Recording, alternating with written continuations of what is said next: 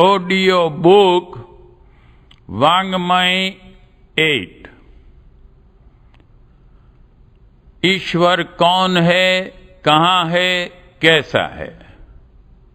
Chapter 1 part 12। ईश्वर का त्रिविध साक्षात्कार। परमात्मा की प्राप्ति और ईश्वर दर्शन को जीवन में सबसे बड़ा लाभ माना गया है। मुक्ति यही तो है कि जीव भवबंधनों से छुटकारा प्राप्त कर ईश्वर के लोक को चला जाए या उसके स्वरूप में लीन ही रहे। जीवन का यही लक्ष्य माना गया है। उसे प्राप्त करना कुछ भी कठिन नहीं है। यदि ठीक रीति से ईश्वर का स्वरूप समझा जाए और उचित मार्ग से उसे प्राप्त करने का प्रयत्न किया जाए तो यह सब उतना कठिन नहीं है जितना कि दिखाई देता है। ईश्वर के दो स्वरूप हैं, एक सूक्ष्म, दूसरा स्थूल। सूक्ष्म वह है जो हमारी अंतरात्मा के गहन स्तर में विद्यमान रहता है, जो आंख से दिखाई नहीं पड़ता, पर प्रेम, पवित्रता, संतोष, उल्लास आदि के रूप में अनुभव किया जाता है। स्थूल वह है जो आंखों से भी दिखाई देता है और उसके साथ व्यवहार संबंध भी रखा जाता है। सूक्ष्म को निराकार और स्थूल को साकार कहते हैं।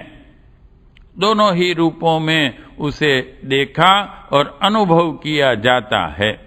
आत्मा के भीतर एक सूक्ष्म चेतना इस प्रकार की विद्यमान है जो निरंतर हमारा मार्गदर्शन करती है। अनुकूल आचरण करने पर प्रशंसा करती, पीठ थपथपाती और आशीर्वाद देती हैं। प्रतिकूल आचरण करने पर धिक्कारती, भय दिखाती और शाप देती रहती हैं। इस शक्ति को प्रोत्साहित करते रहना, बलवती बनाना और अनुकूलता का आचरण करना उसकी पूजा, आराधना माना गया है। इससे निराकार ईश्वर प्रसन्न होता है और उसकी प्रसन्नता के फल स्वरूप मनुष्य सुख शांति का प्रत्यक्ष अनुभव करता हुआ उन्नति के शिखर पर चढ़ता जाता है। ईश्वरीय प्रसन्नता का वरदान जिसे प्राप्त है उसे किसी प्रकार की अशांति और न्यूनता का अनुभव नहीं होता। निराकार परमात्मा की उपासना से अंतःकरण में निरंतर प्रसन्नता और संतुष्टि का रसास्वादन होता है। साकार परमात्मा जड़ चेतन सृष्टि के अंतराल में विद्यमान है और अपने विभिन्न आवरणों तथा स्वप्नों में इन चर्म चक्षुओं से भी हर घड़ी दिखाई देता रहता है। रामचरितमानस की सिया राममय सब जग जानी, करऊं प्रणाम जोड़ी जुग पानी। चौपाई में इसी विराट रूप का अभिवादन किया गया है। नारी में सीता और नर में राम का स्वरूप धारण कर जो सत्ता ओतप्रोत हो रही है उसे साकार ब्रह्म कहा जा सकता है। उसकी उपासना करने वाले को लौकिक जीवन हर घड़ी आनंद और उल्लास से ओतप्रोत बना रहता है। किसी दीनहीन की सेवा सहायता करते हुए शुभ कर्म में योग देते हुए परमार्थ का कोई आदर्श उपस्थित करते हुए अपने भीतर एक बड़ी शांति अनुभव होती है। पाप और प्रलोभनों को ठुकराते हुए धर्म और कर्तव्य की रक्षा के लिए कई बार बड़े बड़े लाभों से वंचित रहना पड़ता है। निष्ठा निभाने में कई बार दुष्ट दुरात्माओं का बुरा बनना पड़ता है और उनके विरोध में हानि भी उठानी पड़ती है। इस पर भी अंतःकरण में बड़ा संतोष अनुभव होता है कि हमने कष्ट सहे पर धर्म नहीं छोड़ा। संयम और सदाचार निभाने में, उपासना और तपश्चर्या के कार्यक्रम अपनाने में शारीरिक असुविधा का सामना करना पड़ता है, जिसके कारण मोटे तौर से खिन्नता होनी चाहिए, किंतु देखा यह जाता है कि उन श्रेष्ठ सत्कर्मों में खेद नहीं, वरन भीतर ही भीतर आनंद मिलता रहता है। दान में धन खर्च होने से हानि और घाटे के कारण दुख होना चाहिए था, पर होता इसके प्रतिकूल है। दानी का अंतःकरण उसे प्रोत्साहन और आशीर्वाद प्रदान कर रहा होता है। इसके चेहरे पर न तो उदासीनता होती है और न खिन्नता। ईश्वर की यही प्रत्यक्ष अनुभूति है। सूक्ष्म एवं निराकार परमात्मा हमारी अंतरात्मा में विद्यमान रहता है और हमें आदेश देता रहता है कि क्या करना चाहिए और क्या नहीं। सत्कर्मों की प्रेरणा निरंतर उस आत्मिक केंद्र से उत्पन्न होती है जो उसे सुनता है, ध्यान देता है और उसके अनुकूल आचरण करता है। उसका यह आज्ञा पालन एक श्रेष्ठ पूजन के रूप में प्रभु को संतुष्ट करता है। प्रसन्न हुआ परमात्मा जो आशीर्वाद देता है, उसे आत्म संतोष के रूप में कोई भी मनुष्य प्रत्यक्ष अनुभव कर सकता है। आत्मा की पुकार के विरुद्ध ईश्वरीय आदेश के प्रतिकूल आचरण करने पर भीतर ही भीतर कोई चीज हमें कचोटती, धिक्कारती और भर्त्सना करती हुई अनुभव होती है। किसी के चोरी करते हुए पैर कांपने लगते हैं। अब व्यभिचार करते हुए दिल धड़कने लगता है। अन्याय और अत्याचार का आचरण करते हुए चेहरे पर मुरदनी छा जाती है। कुमार्ग पर पैर रखने वाला मनुष्य खिसियाता और सिटपिटाता सा दिख पड़ता है। उसका मुंह सूखता है, वाणी लड़खड़ाती है और आत्म प्रताड़ना की चोट से वह अपने आप को आहत जैसा अनुभव करता है। यह ईश्वरीय कोप और अभिशाप का प्रत्यक्ष चिन्ह है। बुरा काम करने का विचार मन में आते ही उसके विरोधी भाव तत्क्षण उत्पन्न होते हैं और वैसा न करने के लिए प्रतिरोध प्रस्तुत करते हैं।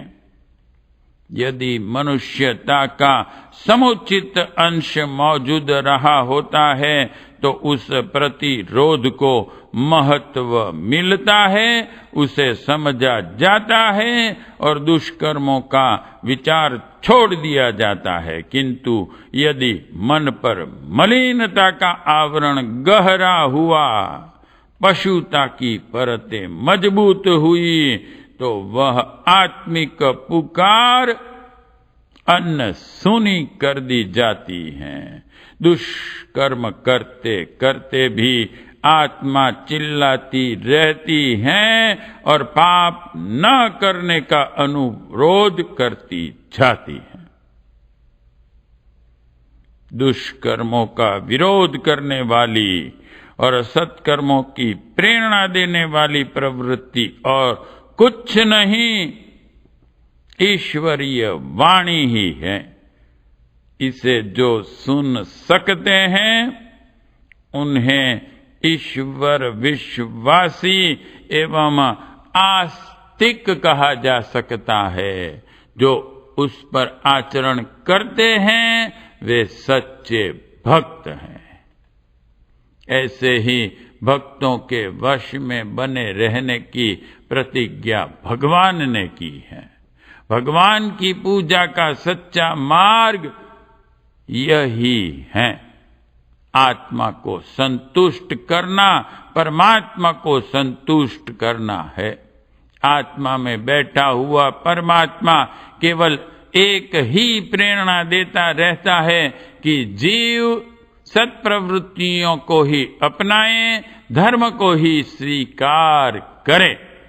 अनीति और अधर्म चाहे कितने ही आकर्षक बनकर क्यों न आए, उनका परित्याग और बहिष्कार ही किया जाए। इस प्रेरणा को समझने और स्वीकार करने वाले व्यक्ति ही उपासना का सच्चा मर्म समझते हैं। फलस्वरूप उन्हें आत्म संतोष के रूप में ईश्वरीय उपहास भी तत्क्षण प्राप्त होता है। यह उपहार एक आध्यात्मिक पूंजी और दैवी संपदा के रूप में जिस मनुष्य के पास बढ़ता रहता है वह आत्मिक दृष्टि से अमीर बन जाता है। उसके आत्मबल का पारावार नहीं रहता।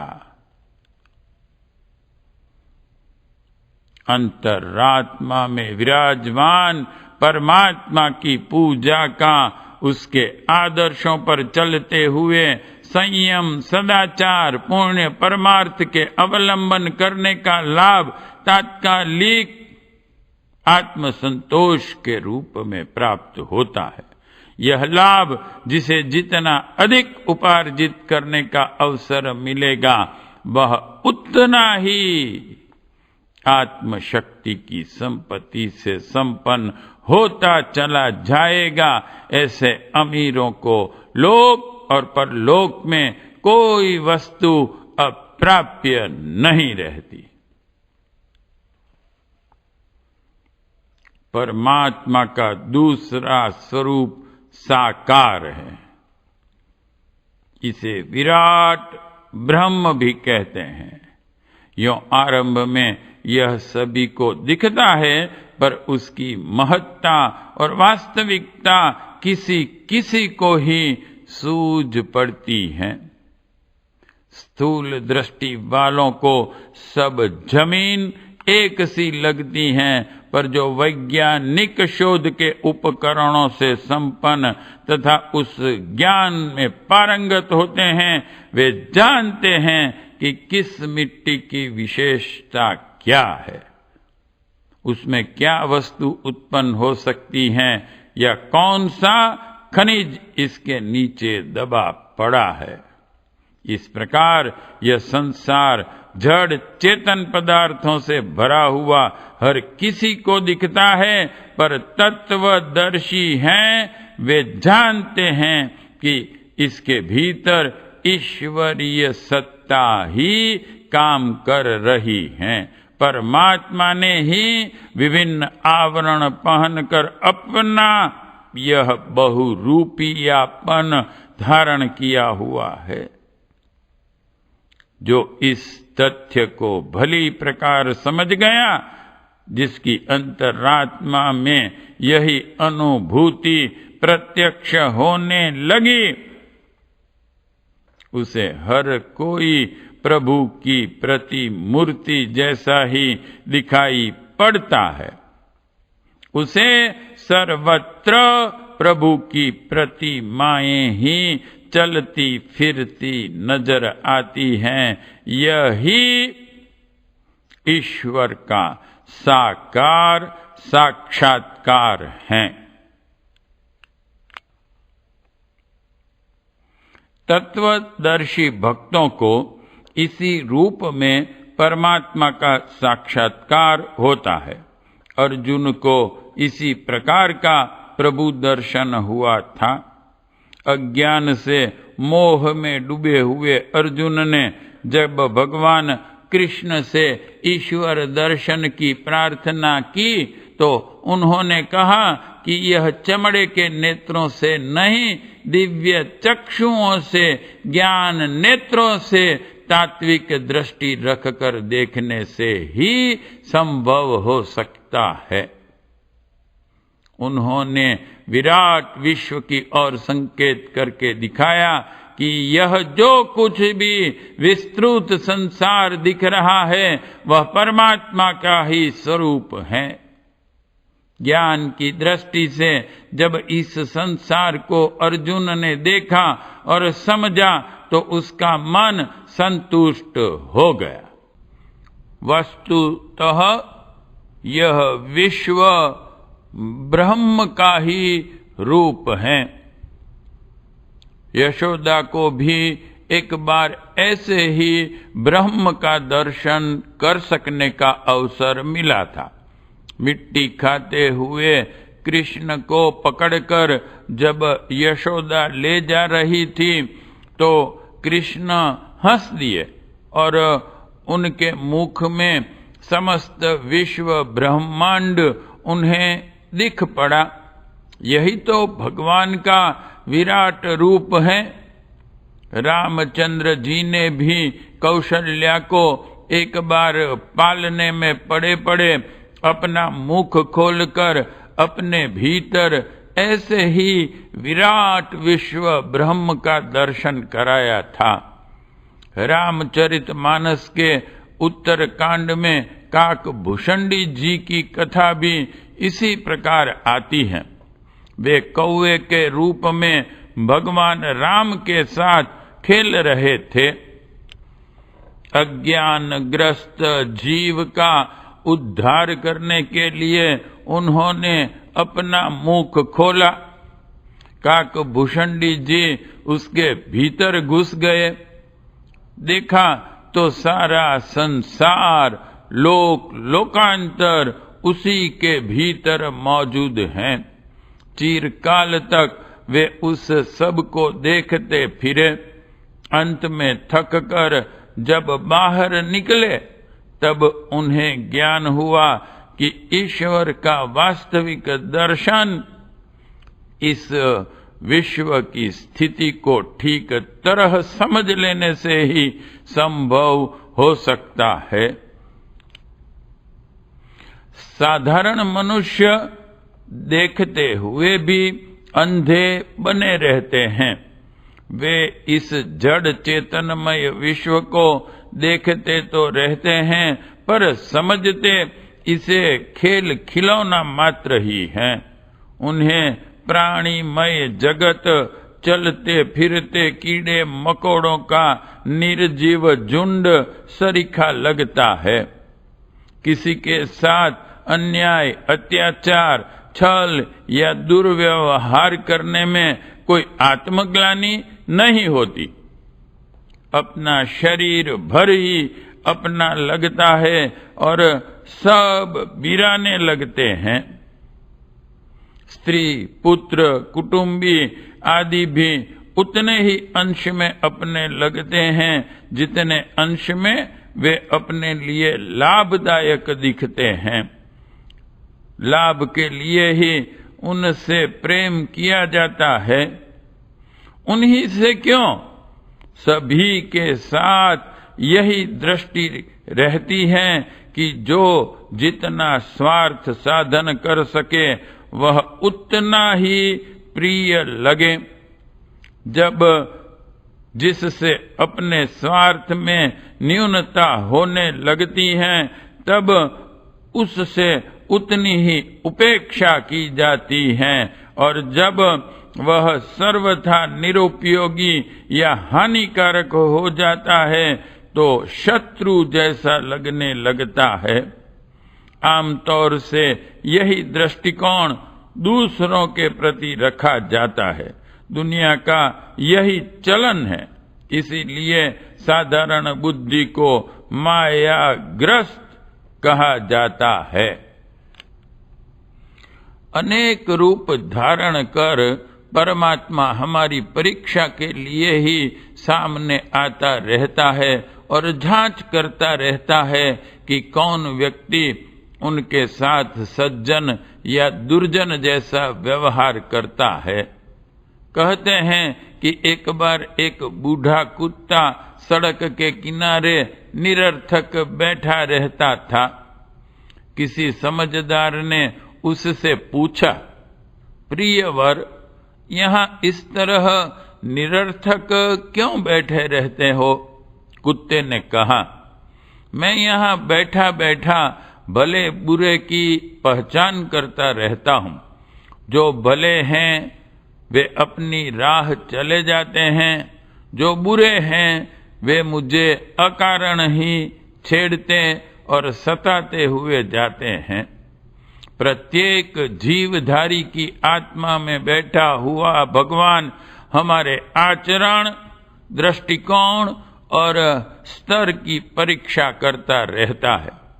दुष्ट, दुर्जन, नीच और स्वार्थी लोग दूसरों की पीड़ा को अपनी पीड़ा नहीं समझते, वरन उनकी कमजोरी और सज्जनता का बुरे से बुरा लाभ उठाने का प्रयत्न करते रहते हैं।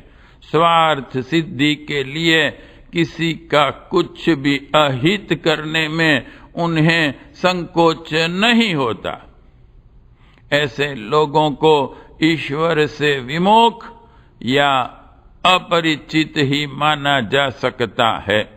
कितने ही लोग पूजा पाठ करते हुए भी ईश्वर से सर्वथा विमुख और अपरिचित देखे जाते हैं।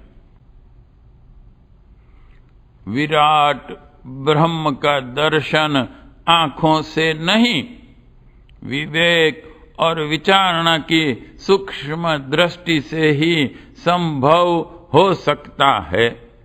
प्राणी मात्र में परमात्मा को विराजमान देखने और प्रत्येक के साथ सज्जनोचित व्यवहार को ही गीता में अध्यात्मवाद का सार बताया गया है। देव मंदिरों में प्रतिष्ठित प्रतिमाओं के आगे हम वंदना, अर्चना, नम्रता और सभ्यता का आचरण करते हैं। जड़ पदार्थों की अपेक्षा चेतन जीवों में ईश्वर की सत्ता का अंश कुछ अधिक ही है। इसलिए हमारा व्यवहार उनके साथ उससे भी अधिक श्रेष्ठ होना चाहिए, जैसा कि देव प्रतिमाओं के साथ किया जाता है। जल, अक्षत, धूप, दीप, नैवेद्य, पुष्प आदि से भले ही हर प्राणी की पूजा अर्चना न हो सके, पर इतना तो हो ही सकता है कि प्रेम, करुणा, मैत्री, उदारता, सहानुभूति, आत्मीयता और सौजन्य से भरा हुआ व्यवहार सबके साथ करें। मीठी वाणी, नम्रता, सद्भावना, सरलता, सच्चाई और सहायता से ओतप्रोत आचरण हम अन्य लोगों के साथ करें तो वे उतने ही प्रसन्न होंगे जितने की देव प्रतिमाएं धूप दीप से प्रसन्न हो सकती हैं। ईश्वर का दर्शन विराट ब्रह्म के रूप में कर सकना सभी के लिए सरल और संभव है। इसमें केवल अपनी आस्था और तत्व दृष्टि को ही विकसित करना पड़ता है।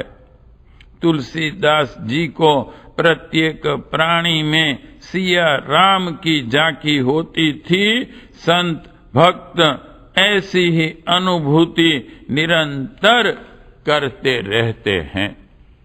नामदेव की बनाई हुई रोटी जब कुत्ता लेकर भागा तो वे उसके पीछे पीछे घी की कटोरी भी लेकर चल दिए और पुकारते गए कि भगवान सूखी रोटी क्यों खाते हो, यह घी भी लगा लीजिए।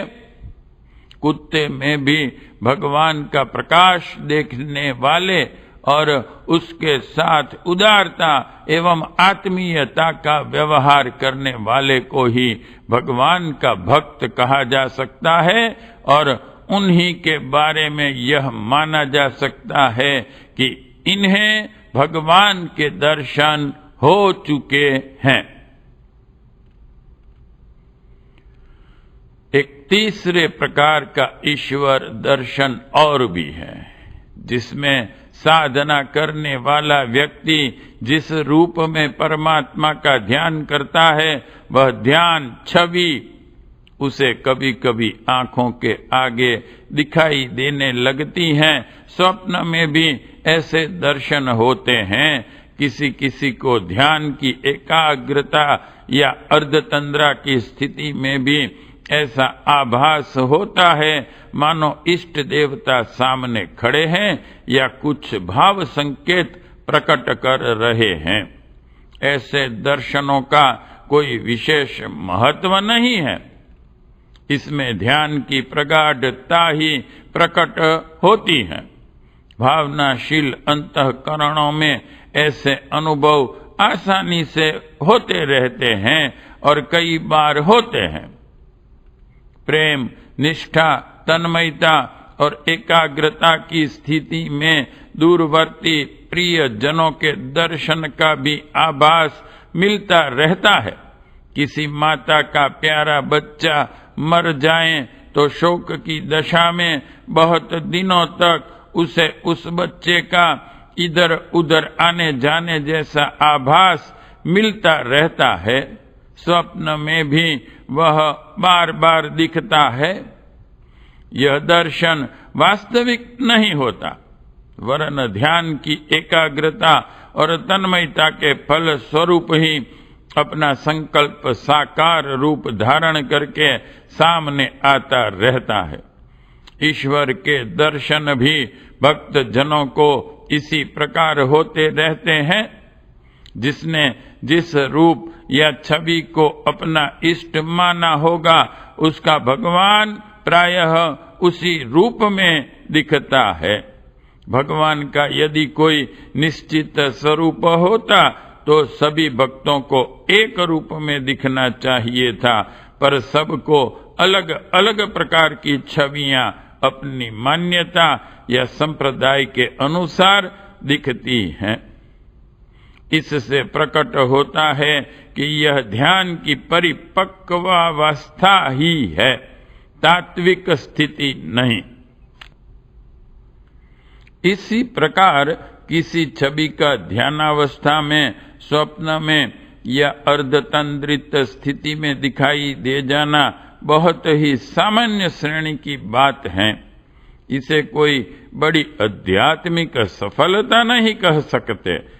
देखा गया है कि इस प्रकार के अनुभव अनेक भक्त जन सुनाते रहते हैं, जिसमें उन्हें ईश्वर दर्शन का लाभ कई कई बार मिल चुका होता है। यदि वह दर्शन वास्तविक होता और सर्वशक्तिमान परमेश्वर उन्हें अधिकारी और प्रिय पात्र मानकर स्वयं उनके समीप खींचा चला आता तो निश्चित रूप से उनका आत्मोत्कर्ष भी होता और उसके आधार पर उनमें कोई विशेष महत्वपूर्ण श्रेष्ठता एवं सामर्थ्य भी दृष्टिगोचर होती।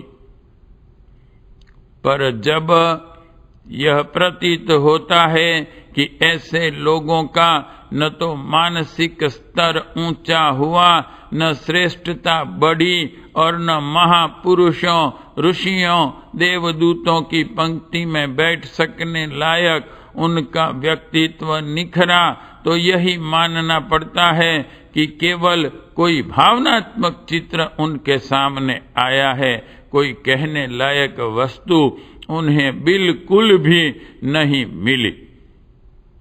जिसकी इच्छा पूर्ण करने के लिए समस्त सृष्टि की संचालक शक्ति दौड़ती हुई खींची चली आएगी और उसके इच्छित स्वरूप में दर्शन देकर उसे प्रसन्न करेगी, तो साथ ही वह इतना भी अवश्य करेगी कि उसके दोष दुर्गुणों को, पाप तापों को, शोक संतापों को भी दूर कर दे। वह उत्कृष्ट कोटि का तत्वज्ञानी और श्रेष्ठ व्यक्तियों जैसा आदर्श जीवन बिताने लगे, सुनिश्चित सुख शांति का अनुभव करने लगे। कर्म भोग और कष्टों से छुटकारा न मिले, यह बात तो समझ में आ सकती है, पर मनोविकार और अज्ञान जन्य संतापों से तो निवृत्ति हो ही जानी चाहिए। यदि उतना भी लक्षण दृष्टिगोचर न हो तो समझना चाहिए कि ईश्वर दर्शन की बात मन बहलाव मात्र तक ही सीमित है। वस्तुतः ऐसी छवि दर्शन का कोई विशेष महत्व नहीं है और न उससे कोई प्रयोजन ही सिद्ध होता है। वास्तविक ईश्वर दर्शन दो ही प्रकार संभव हैं। एक अंतरात्मा की पुकार के रूप में, जिसके अनुसार मनुष्य संसार के समस्त प्रलोभनों और आपत्तियों की परवाह न करते हुए वही सोचता है और वही करता है जो अंतःकरण में से प्रेरणा प्राप्त होती है। यह ध्यान रखने की बात है कि कई बार भौतिक कामनाएं भी इतनी प्रबल होती हैं जो निरंतर बेचैन किए रहती हैं। कई लोग इन्हें भी आंतरिक प्रेरणा मान बैठते हैं। सच्चाई की परीक्षा यही है कि आत्म प्रेरणा आदर्शों को कार्यान्वित करने और लौकिक सुखों का परित्याग करने की होती है। जिसमें आदर्शों की उपेक्षा और सुख साधनों की वृद्धि की छटपटाहट हो, वह तो वासना और कामना की ज्वलंत अग्नि ही मानी जाएगी। उसकी पूर्ति नहीं, शांति का प्रयत्न किया जाना चाहिए। उसे आत्मा की पुकार नहीं, शैतान का भुलावा मात्र मानना चाहिए। आत्मा की पुकार सात्विकता, आदर्शवाद, संयम और त्याग का संपुट साथ में लिए होती है। इसे जो सुनते, समझते और सार्थक बनाते हैं, उन्हें समझना चाहिए कि इन्हें ईश्वर का दर्शन होता है और ये जीवन लक्ष्य की पूर्ति के समीप ही जा पहुंचे हैं। इसी प्रकार दूसरा दर्शन विराट ब्रह्म की झांकी है। सबको अपने में और अपने को सब में देखने वाला ज्ञानी गीता के अनुसार भगवान के ही दर्शन करता रहता है। जो दूसरों की पीड़ा से पीड़ित होता है, जिसे दूसरों के सुख में अपना सुख जैसा आनंद मिलता है, उसने आत्मा की एकता को समझ लिया और इस समझदारी को ही ईश्वर की झांकी कह सकते हैं। परमात्मा के इस रम्य उपवन भूलोक को अधिक सुंदर, अधिक पवित्र, अधिक समुन्नत और अधिक शांतिमय बनाने के लिए जो लोग संलग्न हैं, उन्हें सच्चा ईश्वर भक्त कहना चाहिए। माली अपने मालिक की प्रसन्नता उसके उपवन को अधिक सुरम्य बनाकर ही प्राप्त कर सकता है।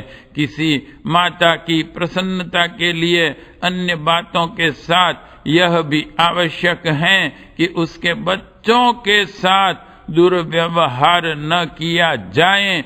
यदि बच्चों को तो तरह तरह से सताया जाए और माता की स्तुति, प्रशंसा अभ्यर्थ ना की जाए, तो यह निश्चित है कि चापलूसी से खुश न होकर माता अपने बच्चों को सताए जाने की बात का ही अधिक ध्यान रखेगी।